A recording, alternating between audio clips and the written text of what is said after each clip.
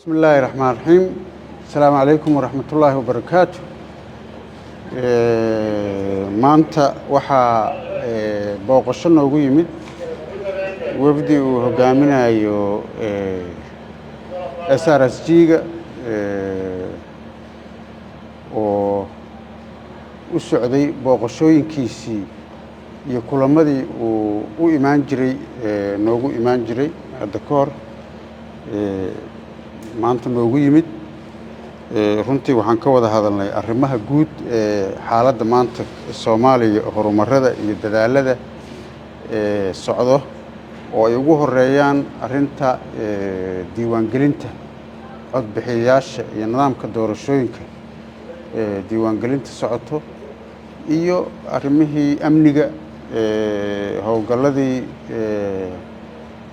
lagu guuleystay ka dhacay gobolka Shabeellada Hoose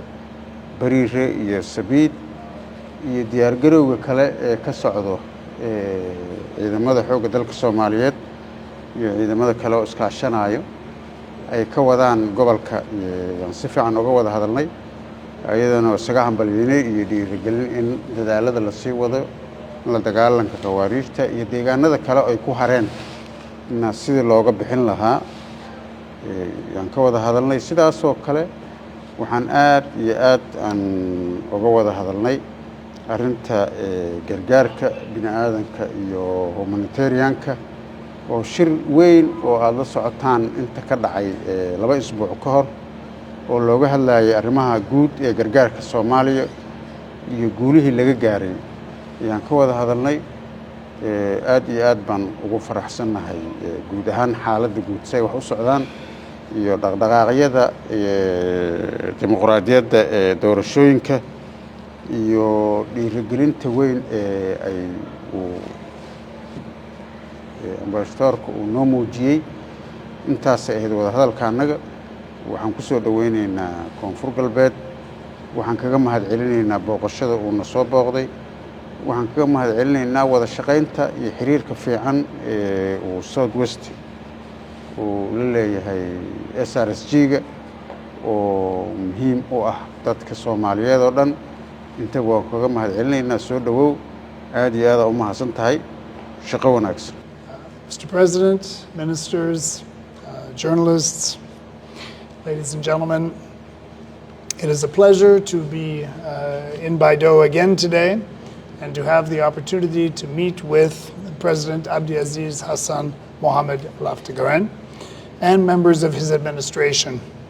I wish to thank the President and his team for their warm hospitality and their welcome. The President and I discussed a wide range of state and national issues, including security, preparations for elections, and humanitarian needs. He briefed me on efforts to strengthen security across Southwest State, as well as on the successful recovery of Sabid and Barire in Lower Shabelle. We also spoke about the challenges of supporting displaced communities at a time of uncertainty in humanitarian funding.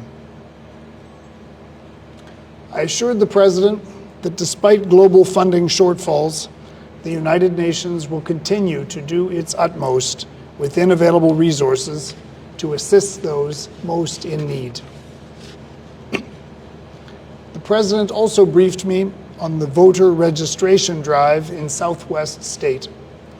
including mobile registration initiatives designed to ensure the inclusion of women, youth, internally displaced persons, and marginalized communities.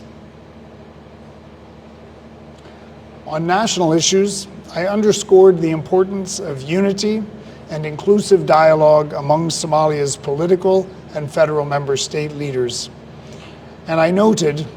that President Abdiaziz has played a constructive role in such efforts in the past and could also play a helpful role in the future. In conclusion, let me stress that the United Nations will remain a partner to Southwest State